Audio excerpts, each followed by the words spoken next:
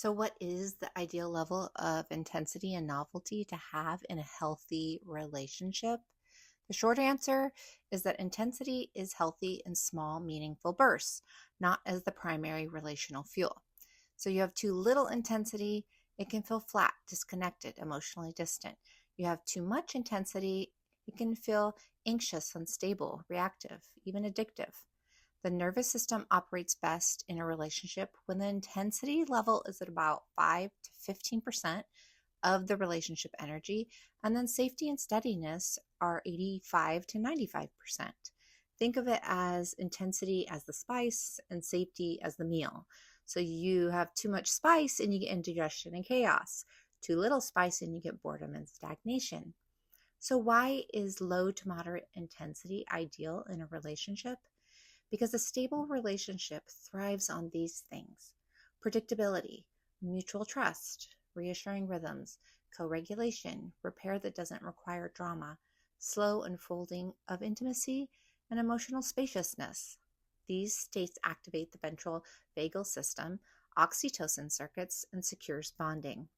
But when intensity remains in the 5 to 15% window, it shows up as deep desire, playfulness, novelty, passion, growth, erotic spark, emotional engagement, surprise, and delight.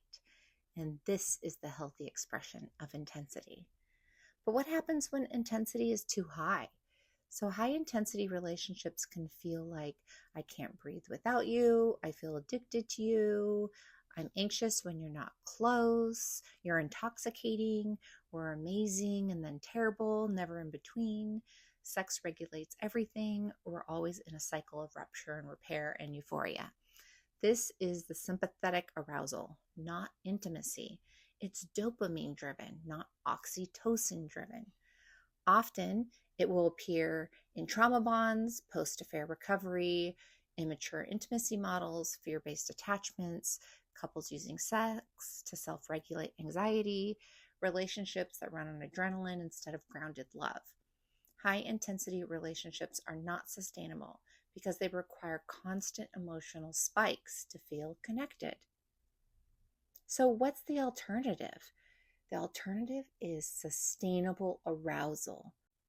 Sustainable arousal is emotionally regulated desire, a nervous system that feels safe enough to open, intimacy that deepens over time, and erotic energy that isn't driven by fear, a partnership that can thrive for decades.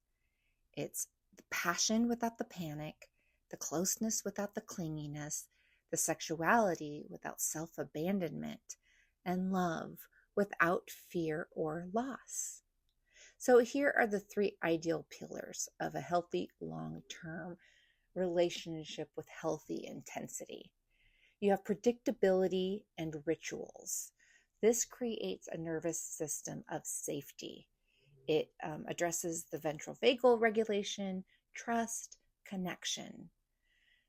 Novelty and play creates positive intensity, and it gives you that dopamine in healthy doses, that exploration, the sexual vitality.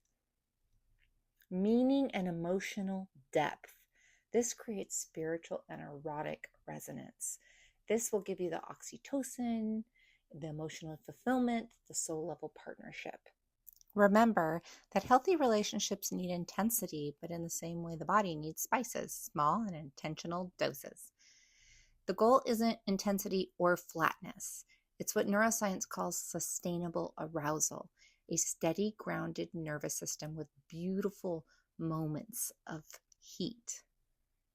And intensity should be a peak, not a lifestyle. Peaks are wonderful, but we need the valley for the body to rest, trust, feel safe enough for intimacy. Intensity is a nervous system accelerator. Intimacy is a nervous system stabilizer. Both matter, but one cannot replace the other.